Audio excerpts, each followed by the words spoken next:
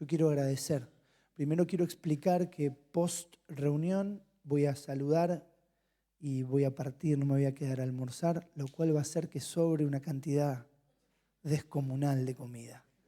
Pero quiero agradecerles muchísimo. Primero quiero agradecerle, yo te voy a seguir diciendo siempre Carlitos, quiero agradecerle a Carlitos.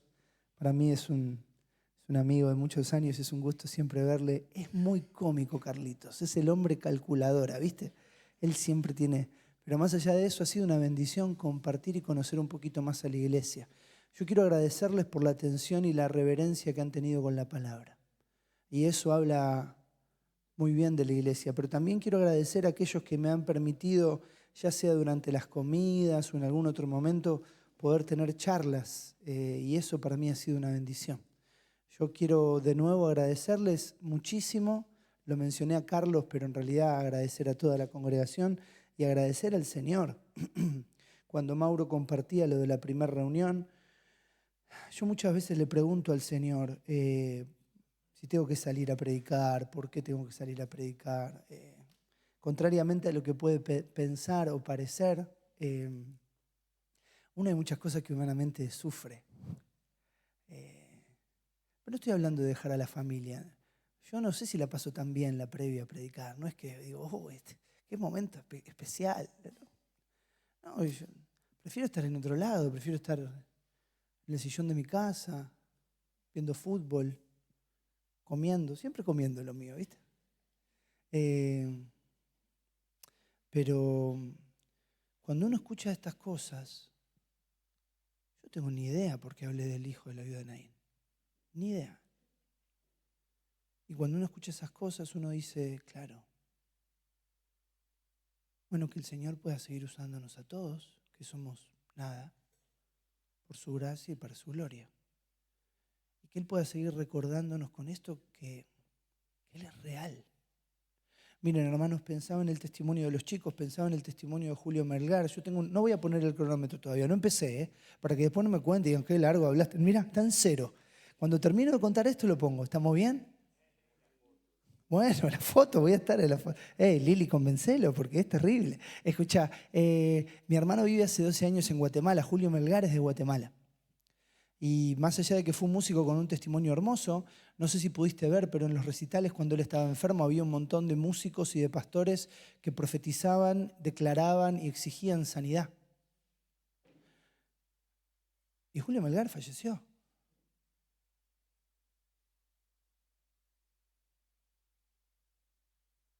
Ayer hablaba con una hermana y la hermana me decía, ¿pero Dios no promete sanidad? Digo, mire, hermana, Dios puede sanar. Amén. Él es nuestro sanador. Clamamos por sanidad. ¿Siempre va a sanar? No. ¿Por qué? Porque no es lo que Él ha prometido. Mira, no tengo que hablar de esto, pero solo lo quiero mencionar. Uno de los profetas que más ha cautivado mi corazón, y probablemente hace unos años prediqué en una de las crisis más grandes de mi vida, prediqué una serie de este profeta, y para mí fue una de las cosas que lamento cuando predico en un lugar donde graban los sermones es que no los puedo repetir. ¿Acá lo están grabando? Después autodestruyan toda la información. Porque yo quiero repetir cosas. Esa serie que prediqué hace muchos años, que no pude volver a repetir nunca porque los hermanos la grabaron y la pusieron en las redes, es del profeta Eliseo. ¿Sabes que Eliseo estuvo enfermo gran parte de su vida? Y la Biblia aclara que de esa enfermedad se murió. Y lo enterraron y tiempo después iban a enterrar a un tipo y vinieron unos a atacarlos y tiraron el muerto y el muerto tocó donde estaba enterrado Eliseo y el tipo resucitó.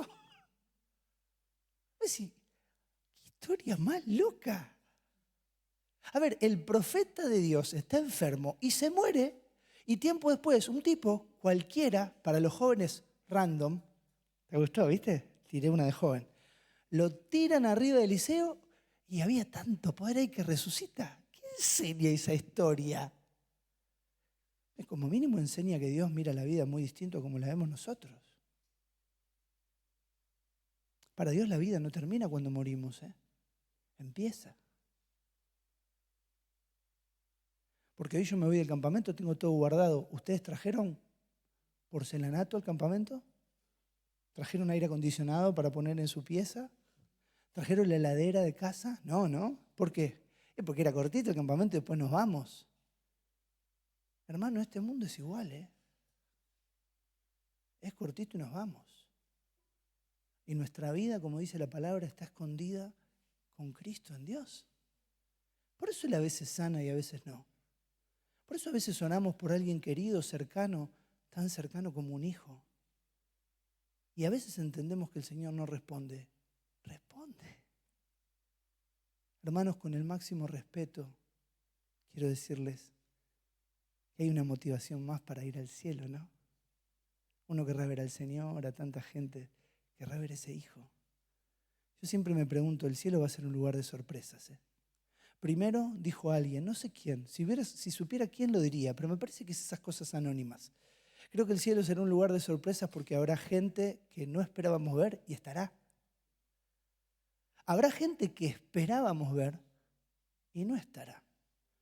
Esa es una realidad que me persigue. No saben la cantidad de iglesias que he predicado y hermanas de mantilla e himnario levantan la mano recibiendo a Cristo.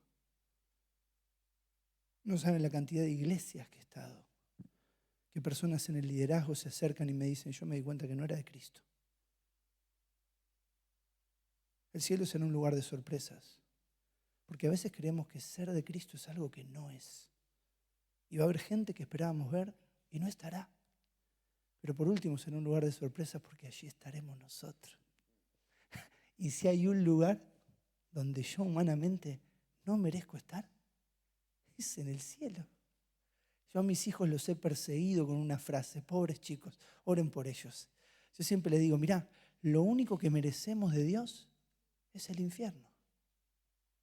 Todo lo otro que Él nos ha dado es gracia. Todo lo otro es gracia. Así que hermanos, en esta gracia bendita de Cristo, yo quiero agradecerles, quiero pedirles que si se acuerdan, oren por nosotros como familia, Nacho, Miri, Mate, More. Todos con M menos yo, ¿viste?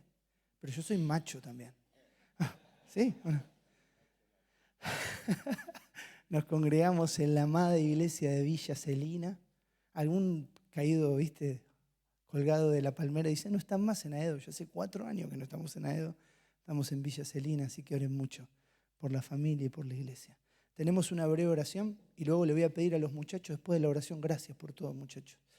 Siempre digo muchachos, pero hay uno que toca el botón, no sé quién es.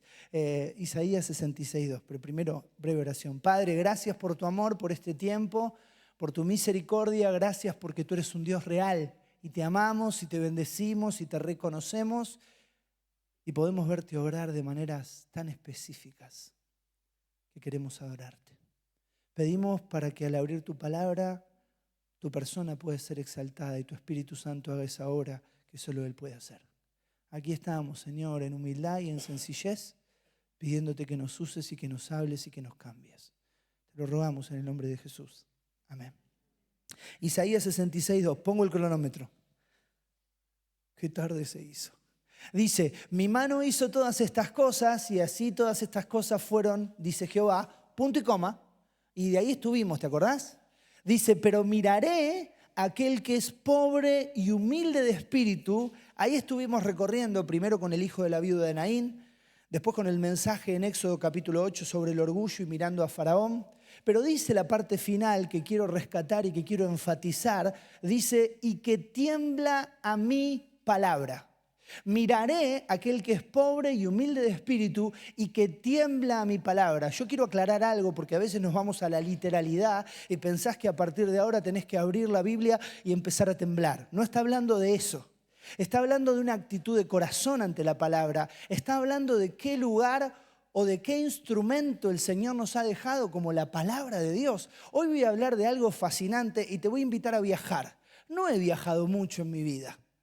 Y a los lugares que he viajado también, cada vez que llegaba al lugar digo, ¿qué hago acá? Pero tampoco te voy a contar de los viajes, pero te voy a invitar a viajar porque la Escritura nos permite viajar. Por ejemplo, ¿qué ciudades has visitado en la Escritura? Pensá. Uno dice, no me acuerdo de ninguna. Bueno, pero pensá. Naín, pero no este fin de semana, en tu vida. Roma, ¿qué otra? ¿Cómo? Damasco, hasta, viste, fuimos, ahí vimos lo que le pasó a Saulo. Pero no en este campamento, desde que lees la Biblia, ¿qué lugares? Bueno, la Biblia es un lugar es un libro fascinante, es el libro. Un libro que te hace visitar, que te cuenta historias de amor. Chicas y chicos solteros, historias de amor. Aquellos que están solteros, empiecen a memorizar salmos. Eso te hace casar automáticamente. Empezás a escribir, ¿viste? Y le decís, mientras callé, se envejecieron mis huesos en mi gemir todo el día. Porque de noche y de día, escuchá lo que dice este salmo, se agravó sobre mí tu mano, se volvió mi verdor en sequedades de verano. Impresionante. ¿Qué persona, qué muchacho que le escribe eso a una señorita no la tiene en el altar al otro fin de semana? Claro. Bueno, está bien, hicieron como diciendo, no es de Dios. Dije en el altar, no dije en otro lugar equivocado. Pero digo, claro, espectacular la escritura. Escuchen, hoy les voy a invitar que nos vayamos de viaje. Hoy vuelven, ¿no? Hoy ustedes vuelven. Yo también vuelvo un ratito antes. ¿Qué hay para almorzar? Me quedo. No, mentira, me tengo que ir igual. Igual si me preparan, no. Me acompañan, nos vamos a ir a Tesalónica. Pero no vamos a Tesalonicenses, vamos a Hechos. Acompáñame. Hechos capítulo 17. Hechos 17. Porque de la ciudad de Tesalónica después vienen las 2 epístolas a los tesalonicenses. Primera Tesalonicenses y segunda Tesalonicenses. Pero Tesalónica es una ciudad que Pablo va a visitar en su segundo viaje misionero. Y en Hechos 17 tenemos una reseña cortita e interesante de lo que sucede en Tesalónica. Yo voy a leerlo. Hechos capítulo 17, versículo 1. Primero quiero aclarar algo. Yo vengo de una iglesia en la que estamos hace 4 años, en donde cuando viene alguien nuevo y le pregunto el nombre, tiemblo, porque he escuchado nombres rarísimos, pero rarísimos. Y muchos de ellos quieren ser bíblicos. Yo quiero aclarar. Los nombres que voy a leer a continuación son ciudades. No le pongas así a tu hijo. No quieras hacerte el raro porque después tu hijo va a tener que ir a un colegio. No le pongas Anfípolis, Apolonia, dale, pasando por Anfípolis. Mirá que he escuchado nombres rarísimos en los últimos tiempos, irrepetibles. Pasando por Anfípolis y Apolonia, llegaron a Tesalónica, donde había una sinagoga de los judíos. Y Pablo, como acostumbraba, fue a ellos y por 3 días discutió con ellos, declarando y exponiendo por medio de las Escrituras que era necesario que el Cristo padeciese y resucitase de los muertos y que Jesús, a quien yo os anuncio, decía él, es el Cristo. Y algunos de ellos creyeron. Y se juntaron con Pablo y con Silas, y de los griegos piadosos gran número y mujeres nobles no pocas. Entonces los judíos que no creían, teniendo celos, tomaron consigo algunos ociosos, hombres malos, y juntando una turba alborotaron la ciudad y asaltaron la casa de Jasón. Y procuraban sacarlos al pueblo, pero no hallándolos, trajeron a Jasón y algunos hermanos ante las autoridades de la ciudad, gritando, estos que trastornan el mundo entero también han venido acá, a los cuales Jasón ha recibido, y todos estos contravienen los derechos de César, los decretos, de César, diciendo que hay otro rey, Jesús. Y alborotaron al pueblo y a las autoridades de la ciudad oyendo estas cosas. Pero obtenida fianza de Jasón y de los demás, los soltaron. Inmediatamente, y leo el verso 10 solo como continuidad, los hermanos enviaron de noche a Pablo y a Silas hasta Berea. Eso es todo lo que tenemos de registro de la estadía de Pablo y de sus compañeros, de los cuales se menciona uno, pero había más, Silas, en la ciudad de Tesalónica. Ahora, si prestaste atención, y yo de lectura muy rápida, como mínimo, ellos estuvieron ¿cuánto tiempo? Fíjate lo que dice el versículo 2. Y Pablo, como acostumbraba, fue a ellos y por 3 días de reposo discutió con ellos. Ahora, como mínimo estuvieron 3 días de reposo. En mi Biblia dice aquí equivale a sábado. O sea que estuvieron 3 sábados. Si estuvieron 3 sábados, estuvieron 3 semanas. Como mínimo. ¿Por qué? Porque después los encarcelaron. Vamos a redondearlo. ¿Habrán estado un mes? Un mes.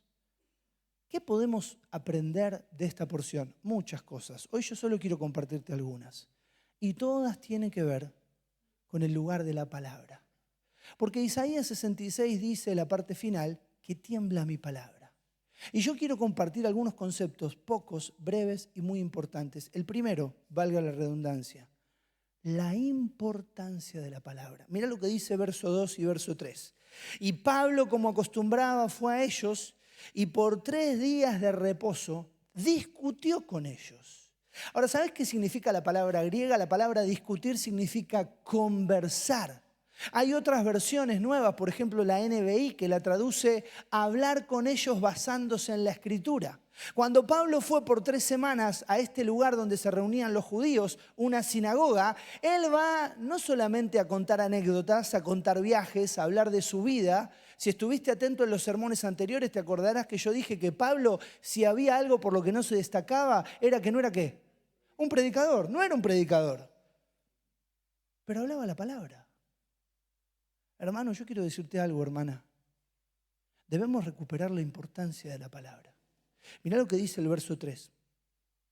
Declarando y exponiendo por medio de las Escrituras que era necesario que el Cristo padeciese y resucitase de los muertos, a quien yo os anuncio, decía él, es el Cristo. Jesús, el Cristo. Hermanos, la importancia de la palabra tiene que ser central en nuestra vida. Cuando pensamos en la Biblia y en nuestra relación con la Biblia, cuando pensamos en la relación de la palabra y el ministerio o el servicio que desarrollamos, cuando pensamos en la Biblia y la iglesia, no podemos cerrar nuestros ojos a que en estos últimos tiempos la importancia del libro de Dios se ha corrido en medio. Y entonces estamos más atentos a otro tipo de cosas, a cómo son las sillas, a cómo es la iluminación, a cómo es la alabanza. Y quiero decirles, tiene una alabanza hermosa y soy un firme defensor de la alabanza. Creo que la alabanza es una parte de adoración clave en una iglesia. Pero no podemos dejar de darle importancia a la palabra. Aquí Pablo por 3 semanas se dedicó a juntarse con ellos y explicar en la palabra lo que la palabra decía de Jesús. Ahora miren, vamos a hacer un juego. Creo que lo mencioné pero no lo hice. Espadeo bíblico. El que lo tiene se pone de pie y lo lee, pero no podés ponerte de pie y mover una hoja de la Biblia. Solo te pones parar cuando lo tenés. ¿Está claro? ¿Se entiende? Voy a decir una cita.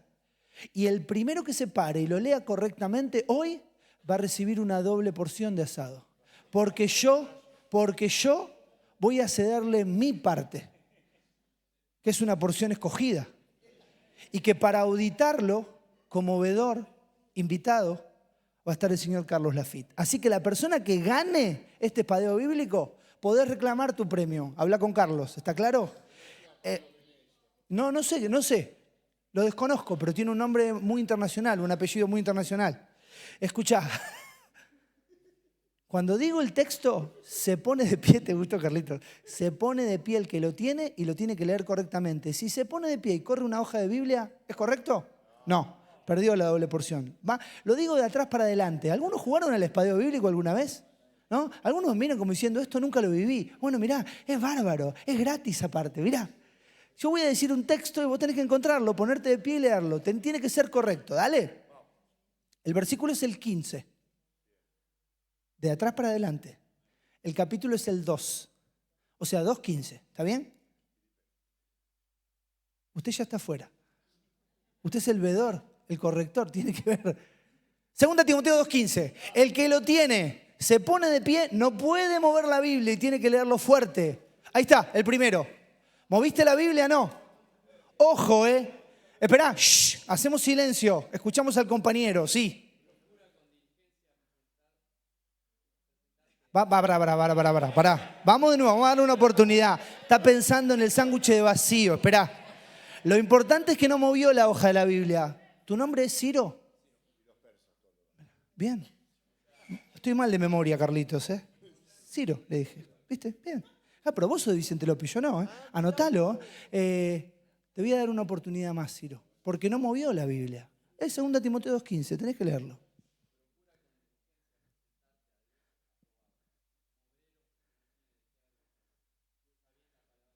Excelente, fuerte el aplauso para Ciro. Anotalo que se ganó mi porción. Escuchá, Ciro decía algo muy importante, en realidad la palabra. Él leía lo que dice la palabra. Dice, procura con diligencia, escuchá, presentarte a Dios. Ciro, ahora todos se hacen tus amigos porque quieren comer lo que te vas a sobrar. Es para vos. Es solo para vos, no para los persas. Escúchame. Dice, procura con diligencia presentarte a Dios aprobado como obrero que no tiene de qué avergonzarse, que usa bien, escuchá, la palabra de verdad. ¿Sabés qué significa el concepto griego usa bien? Que corta bien. Rarísimo. ¿Sabés que yo estoy en una iglesia donde muchos hermanos bolivianos trabajan en la costura? Tienen talleres, como Carlitos, ¿no? Acá te mandaron al frente, Carlitos. Y vos sabés que uno de los oficios que hay en ese rubro, Carlitos me va a poder desmentir, es ser cortador. Porque si vos tenés a alguien que te corta mal un rollo de tela, te hace perder mucha ¿qué? Plata. Carlitos no lo quiere decir, pero se le pianta un lagrimón. Si tenés un cortador que corta mal, fuiste.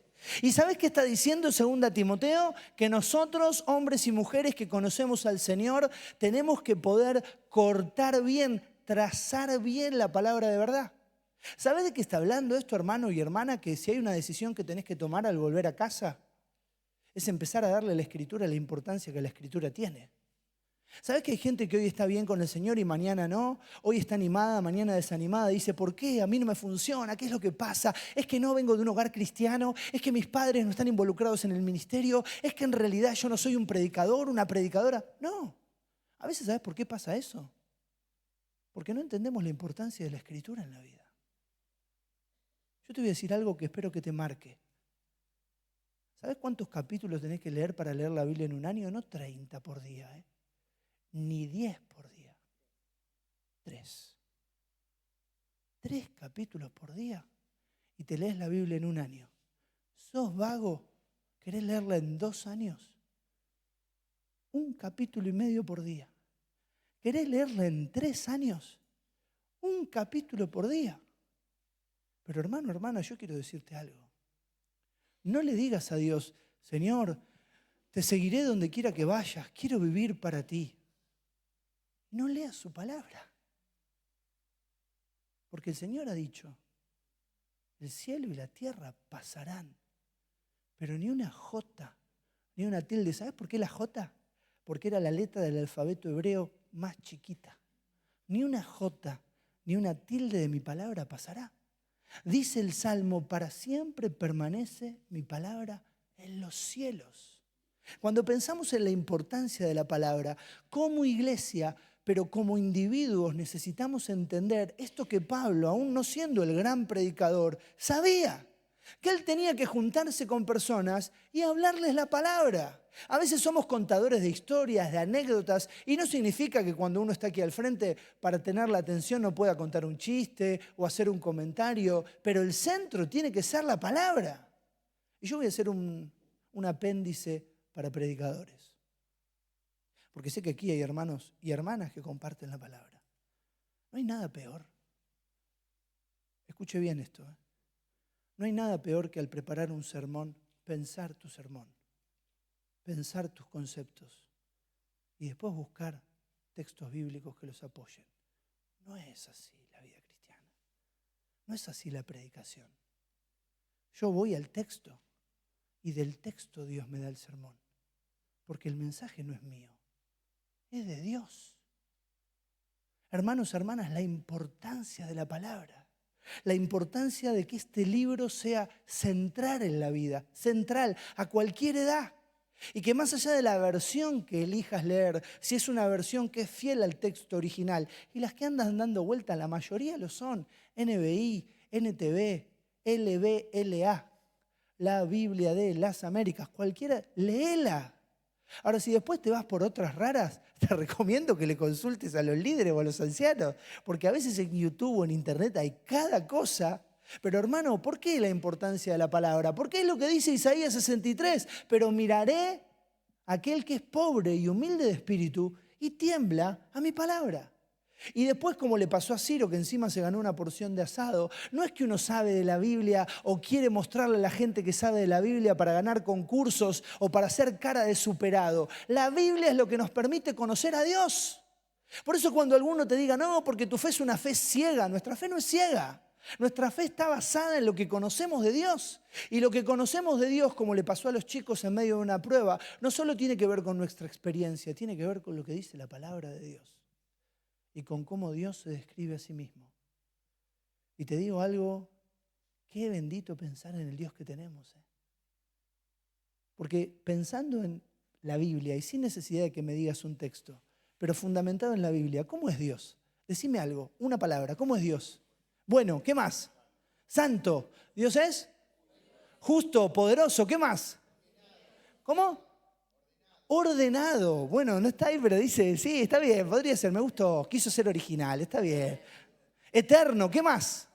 Paciente, fiel, ¿qué más? Vos decís, ay, pero qué locura, si nunca viste a Dios, ¿cómo sabes eso? Lo sabemos porque lo dice la palabra. Orgulloso no sé, no te la puedo tomar, pero estuvo bien el intento. ¿Sabés cómo reorientar? Celoso sí. ¿Sabés cómo? Pero no celoso como lo somos nosotros, ¿eh? Celoso de su santidad. ¿Sabés qué dice la Biblia de Dios? Dice tantas cosas. Algo que me encanta es este texto que, perdón, que lo cito en Reina Valera. Toda buena dádiva, todo don perfecto, desciende de lo alto del Padre de las luces, en el cual no hay mudanza ni sombra de variación. ¿Sabés qué enseña este texto? Que de Dios no puede venir nada malo y que Dios nunca cambia. Y vos decís, pero hay pruebas que vienen a la vida. Hoy escuchamos de una. Pero dice otro texto, que a los que aman a Dios, todas las cosas. ¿Te das cuenta cómo la fe se fortalece con la palabra?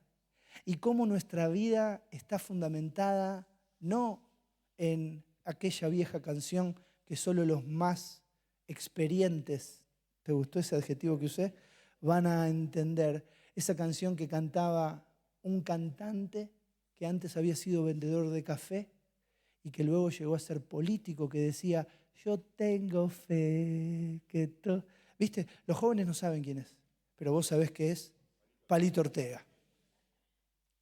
El mundo dice así, yo tengo fe, ¿por qué? Porque yo tengo fe. No, nuestra fe está fundamentada en un Dios eterno, santo, justo, puro, misericordioso, perdonador, celoso, que ha dejado su palabra. Hermanos, avanzo rapidísimo porque el asado ya está empezando a olerse en el ambiente. Versículo 4.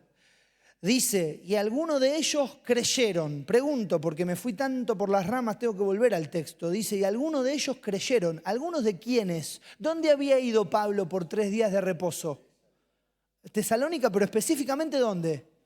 En la sinagoga. Porque ¿sabés que cuando fue a Filipos, que conoció una mujer que se llamaba Lidia, que era vendedora de púrpura, no fue a la sinagoga? ¿Sabés por qué no fue? No había sinagoga. ¿Y sabés qué hacían los judíos cuando no había sinagoga? Se juntaban generalmente en algún lugar al aire libre, muchas veces junto a un río. En Tesalónica había sinagoga, por eso Pablo fue por 3 sábados a predicar de Cristo. Dice, y algunos de ellos creyeron, de los judíos, y se juntaron con Pablo y con Silas. Algunos de los judíos, no la mayoría. Y después dice, y de los griegos piadosos, gran número, y mujeres nobles, no pocas. Entonces los judíos que no creían, teniendo celos, tomaron consigo algunos ociosos, hombres malos, juntaron una turba y alborotaron la ciudad y asaltaron la casa de Jasón y procuraban sacarlos al pueblo. ¿Ves? ¿Y la casa de quién? Lo digo con temor, no le pongas a tu hijo Jasón, va a tener que ir al colegio. La casa de Jasón. ¿Sabes quién era Jasón? Un hombre que los hospedó. Qué bendición, ¿eh? Porque uno cuando va a predicar o cuando sale a servir al Señor no siempre tiene un lugar tan lindo. Está muy lindo el IME, espectacular. Falta todavía, pero está muy lindo. Digo porque tu cara siempre es que falta, pero está hermoso. Hay veces que uno va y gracias a Dios que el Señor toca el corazón de hermanos o hermanas como Jasón, que abren la casa y nos hospedan y eso es una bendición. Pero mirá el garrón que se comió Jasón. ¿Viste que te dice el...? Mirá, dice verso 6.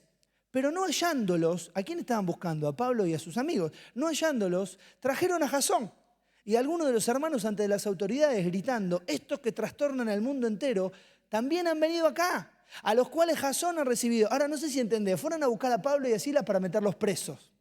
Y como no estaban, ¿a quién trajeron? A Jasón. Le vamos a meter preso a este y a los hermanos. Todo por hospedarlos. Mira, hermano, primer concepto, la importancia de la palabra. El segundo, la incomodidad ante la palabra.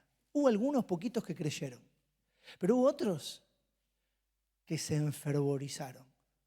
Ayer yo fui al final del partido de fútbol y vi una turba enfervorizada. Primero vi discusiones sobre una falta, a mi modo de ver, inexistente. Y después, bueno, a mi modo de ver, perdón. Y después vi un arquero perseguido por una turba. Era como que resplandecía, ¿viste? Tenía como un outfit muy fluo. Vos tenés que entender que esa turba que se generó, que aparte quiero dar un detalle no menor para la iglesia. La verdad que lo vi todo en comunión, en buena onda. No vi enojos, no escuché insultos. Qué vergüenza para el Señor cuando eso pasa. Lo digo porque no lo escuché, pero voy a repetirlo. Qué vergüenza cuando eso pasa. Qué vergüenza cuando algo tan menor como el fútbol o cualquier tipo de competencia hace que aquellos que nos decimos siervos del Señor terminemos enojados, insultando, tratándonos mal. Es una deshonra para el nombre de Dios. Cierro el paréntesis, la verdad que ayer no lo vi. Y uso el ejemplo de esa turba amistosa para hablarte de otra turba muy distinta. A Pablo y a Silas los querían encarcelar, matar, se los querían comer crudos. Eso no es griego, es argentina. ¿Sabes por qué? Porque la palabra va generando incomodidad.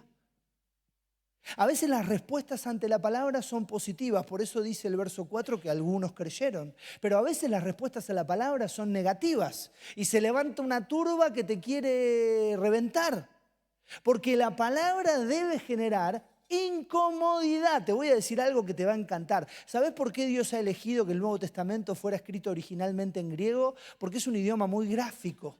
Pero al griego vos tenés que sumarle que una de las plumas humanas que Dios usó para escribir el Nuevo Testamento fue el apóstol Pablo. ¿Y sabés qué fue el apóstol Pablo? Un tipo que inventaba palabras griegas. Era un inventor de palabras. De hecho, si sos de estudiar la Escritura, vos vas a ver que en los escritos de Pablo hay muchas palabras griegas que se usan una sola vez. ¿Sabés por qué? Porque medio que las inventaba el tipo. Te voy a leer una palabra, no en griego, quédate tranquilo, que te va a encantar. Dice el verso 6. Pero no hallándolos, trajeron a Jasón y algunos hermanos ante las autoridades de la ciudad gritando, estos que trastornan el mundo entero, también han venido acá. Ahora esta palabra no aparece una sola vez, pero aparece 3 o 4. ¿Y sabes qué significa en el original la palabra trastorna? Empujar fuera de casa. Dice, estos que empujan fuera de casa al mundo entero, ahora han venido acá. La casa, ¿sabes qué es? Es la comodidad. Es la zona de confort. Es donde podés estar en patas, en chancletas, en pijama. ¿Alguno duerme en pijama de los que están acá? Siempre mayores de 50. Todos los otros dormimos short de fútbol, remera. Lo digo con el máximo respeto. Y no pregunto de qué material, porque probablemente sea de raso o de seda, lo cual sería muchísimo ya. Pero no quiero exponerte, Carlitos. Vuelvo, escuchá. No quiero exponerte porque la imagen, si no, nos perseguirá por los siglos de los siglos. Escucho, vuelvo. Pobre Carlitos, es que lo quiero. Escuchen, vuelvo del tema.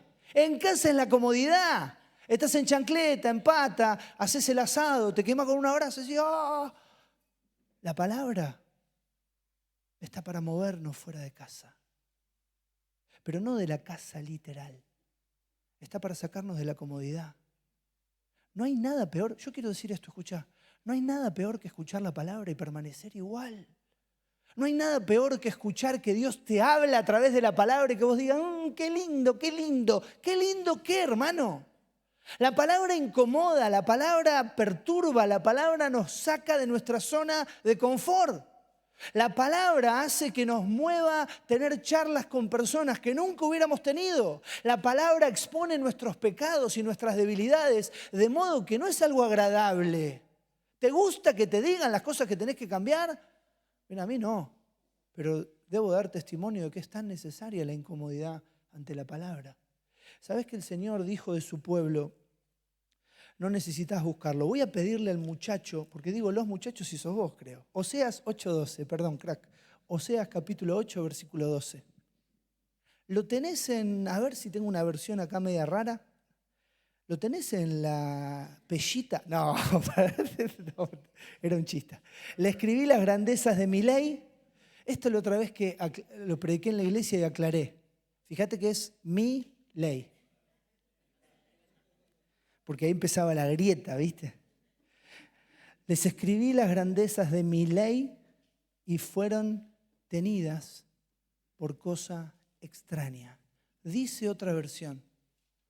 Les escribí las grandezas de mi palabra y no le dieron importancia. No. Y no le dieron importancia. Qué terrible cuando se habla la palabra y no te parece importante. Qué terrible cuando el Señor te habla o nos habla y no escuchamos. No solo la importancia de la palabra, la incomodidad ante la palabra. Pero acá voy a terminar. Por amor a ustedes y al asado. Amén, dijo uno. Yo te mencioné que los hospedó ¿quién? La Biblia no dice, algunos opina que Jasón podía tener algún parentesco con Pablo. Pero miren lo que dice el verso 6. Pero no hallándolos, trajeron a Jasón y a algunos hermanos. Ahora fíjate, cuando Pablo llegó a Tesalónica, fue a la sinagoga y lo hospedó Jasón. ¿Sabemos si Pablo había ido antes a Tesalónica? Creemos que no. La Escritura dice que no. O sea que muy probablemente el Evangelio haya llegado a Tesalónica a través de ¿quién? De Pablo. Y ya dice que no solo estaba Jasón, sino Jasón y algunos hermanos. Verso 7. A los cuales Jasón ha recibido y todos estos, o sea, Jasón, los hermanos, Pablo y los compañeros de Pablo, contravienen los decretos de César, diciendo que hay otro rey, Jesús, y alborotaron al pueblo y a las autoridades de la ciudad oyendo estas cosas. Pero obtenida fianza de Jasón y de los demás, los soltaron. No me quiero meter en un terreno legal porque no es lo mío. Pero una fianza es un dinero que se paga cuando alguien está, ¿qué? Preso. O sea que no solo trajeron a Jasón y a los hermanos. ¿Sabes qué hicieron con Jasón y los hermanos? ¿Qué hicieron? Los metieron presos. Y vos decís, pero qué pobres tipos. Pero mirá, la importancia de la palabra, la incomodidad ante la palabra y la identificación por la palabra. No sé por qué en este último sermón puse todo con la misma letra, no suelo ponerlo.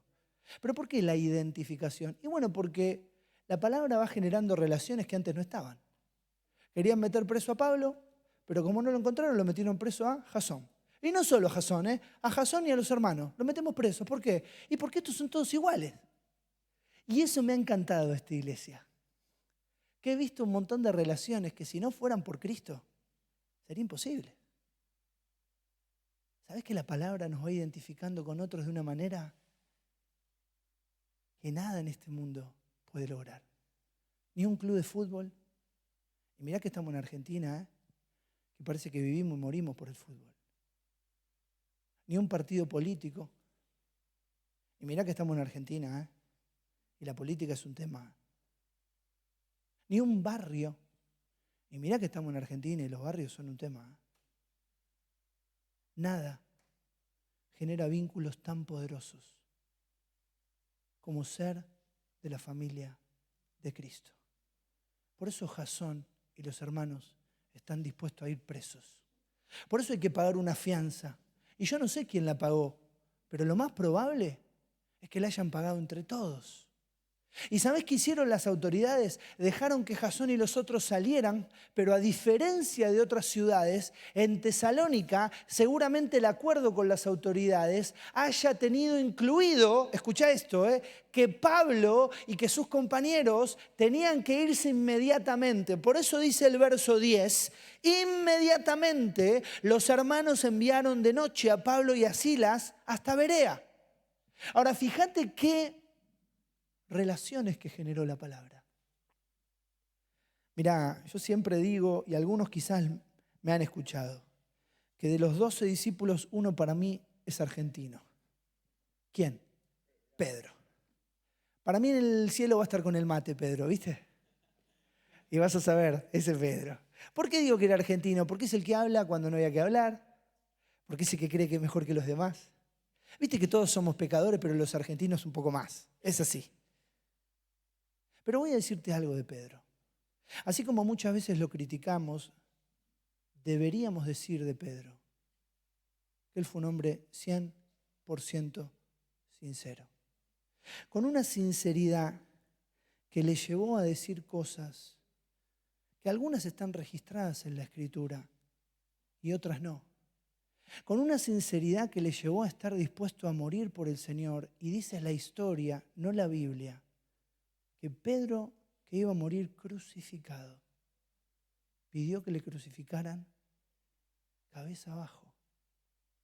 Ahora mira, yo estoy hablando de Pedro porque hubo un momento donde Pedro miró al Señor y le dijo, nosotros hemos dejado todo y te hemos seguido. El Señor le dijo algo que quiero recordar. Él le dijo a Pedro, no hay ninguno que haya dejado padre, madre, hermanos, hermanas, casas, que no reciba mucho más. Escuchá lo que le dijo. En este siglo, padres, madres, hermanos, hermanas, casas, y en el siglo venidero, la vida eterna. Y alguno que lee la Escritura sin prestar atención, que espero vos no seas de eso, dice, qué bendición. Y si te toca en el devocional, dice, bueno, aplicación, debo ser más santo. No, pará. Presta atención a lo que está diciendo Jesús. ¿Sabés qué le está enseñando a Pedro, pero qué nos enseña a nosotros? Que en Cristo, en este siglo, Él nos da padres, madres, hermanos, hermanas, casas, como las de Jasón. La iglesia es una locura. ¿Querés que te lo diga como joven? Porque yo me siento joven todavía. Después le explico a los demás experiencias. La iglesia es un flash. Y a vos que sos de más experiencia, la iglesia es una bendición difícil de explicar. Es madres, padres, hermanos, hermanas, casas, como las de Jasón. Y en el siglo venidero, la vida eterna. Yo sé que fue cortito el tiempo con la iglesia, pero yo quiero agradecerles. Algo que sí me llevo en el corazón y voy a orar por la iglesia. Y más allá de que a veces lo cargo a Carlitos, para mí ha sido una bendición ver cómo él sabía los nombres de todos y verlos a todos teniendo comunión unos con otros y tomándose unos buenos mates y saber de las distintas actividades que tienen, pero de los llamados, de los mensajes. Porque la palabra tiene muchísima importancia, porque la palabra debe incomodarnos, pero la palabra debe generar vínculos genuinos, que están dispuestos a llorar con los que lloran y a reír con los que ríen, que va mucho más allá de una reunión y a qué hora empieza y a qué hora termina, que tiene que ver con compartir la vida con otros. Y te encontrás alrededor de personas con las que nunca hubieras compartido la vida, ni por un club de fútbol, ni por un partido político, ni por un barrio, pero lo estás haciendo por Cristo. Y eso lo cambia todo. Pero miraré a aquel que es pobre y humilde de espíritu y tiembla mi palabra. Amado Padre, adoramos tu nombre y te bendecimos. Y te agradecemos por la obra bendita de tu Espíritu, Señor. Gracias por tu Espíritu Santo, alumbrando, convenciendo, atrayendo con cuerdas de amor. Yo quiero rogarte por la vida de cada hermano, de cada hermana, de cada amigo, de cada amiga. Y rogarte para que en tu claridad, en tu sencillez, Padre, puedas bendecir y hablar al corazón e incomodarnos para que volvamos a casa con decisiones prácticas. Quizás es la decisión de que tu palabra tenga la importancia que siempre ha debido tener. Padre, quizás es la decisión de empezar a estar atento a estas incomodidades que tú generas para tomar decisiones que nos hagan parecidos a Cristo. Quizás nuestro Dios es descubrir que la iglesia es mucho más que reuniones, qué horarios. La iglesia son vínculos que van mucho más allá, porque son vínculos hechos, establecidos y guardados por tu propia sangre. Adoramos tu nombre y te rogamos bendigas tu iglesia allí en Vicente López. Bendice cada hermano, cada hermana, cada autoridad, cada familia. La ponemos en tus manos, agradecidos y bendiciéndote en todo. En el nombre de Jesús. Amén.